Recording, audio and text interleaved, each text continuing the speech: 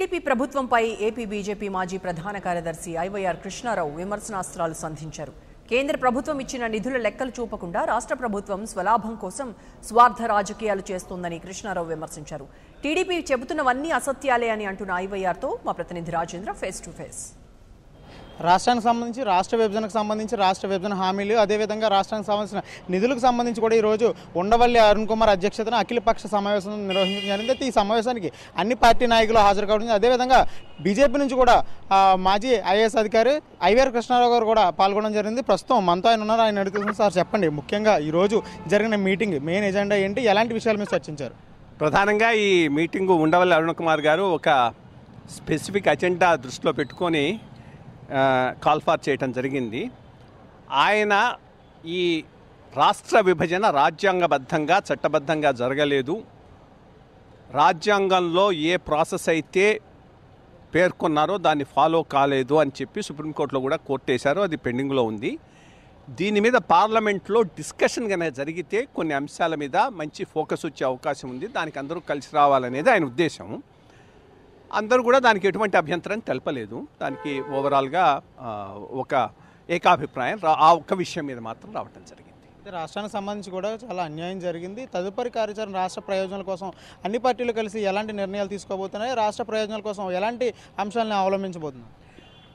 కేంద్రం మాత్రం రాష్ట్రానికి ఇవ్వాల్సినటువంటి అన్ని హామీలను విభజన చట్టం ప్రకారంగా ఆ రోజు మన్మోహన్ సింగ్ గారు చేసినటువంటి స్టేట్మెంట్ ప్రకారంగా లెటర్ అండ్ స్పిరిట్లో ఇంప్లిమెంట్ చేస్తూ ఉన్నది.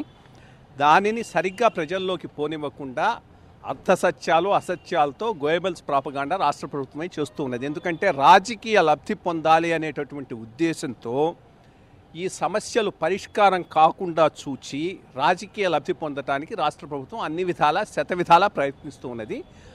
అక్కడ ఈ ఇష్యూస్ రైజ్ చేసినప్పుడు కూడా పాయింట్ బై పాయింట్ అన్నిటికీ సమాధానం చెప్పడానికి బీజేపీ తరఫున రెడీగా ఉన్నామని చెప్పడం జరిగింది. అయితే ఈరోజు జరిగిన మీటింగ్లో ఏదైతే నిధులకు సంబంధించి తెలుగుదేశం పార్టీ నాయకులు ప్రవేశపెట్టిన నిధులకు సంబంధించి చెప్పాక, అదేవిధంగా బీజేపీ చెప్పిన నిధులకు కూడా ఎక్కడ సఖ్యత కుదరలేదు అనే కూడా వాదన వినిపిస్తుంది.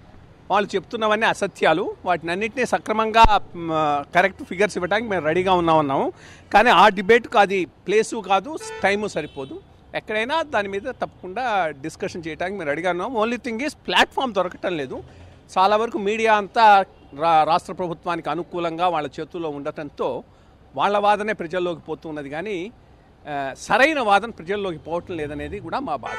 రాష్ట్ర ప్రభుత్వం అడిగిన 1,16,000 కోట్లంటారా ఐటమ్ బై ఐటమ్ సమాధానం చెప్పడానికి ఏ రోజైనా సిద్ధంగా ఉన్నాం. అవన్నీ చాలా వరకు అసత్యాలు, అర్ధసత్యాలు.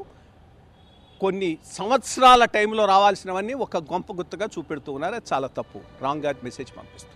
మొత్తంగా రాష్ట్రానికి అయితే అన్యాయం జరిగింది. దీన్ని బీజేపీ ఎలా పూర్తి చేయబోతుంది?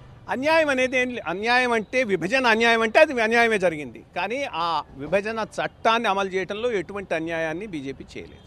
అయితే మొత్తంగా రాష్ట్రానికి సంబంధించి ఈరోజు ఏదైతే నిధులకు సంబంధించి కూడా టీడీపీ బీజేపీకి సంబంధించి సఖ్యత కుదరలేదని అదే దాని మీద కూడా ఐవైఆర్ కృష్ణ చెప్తున్నారు.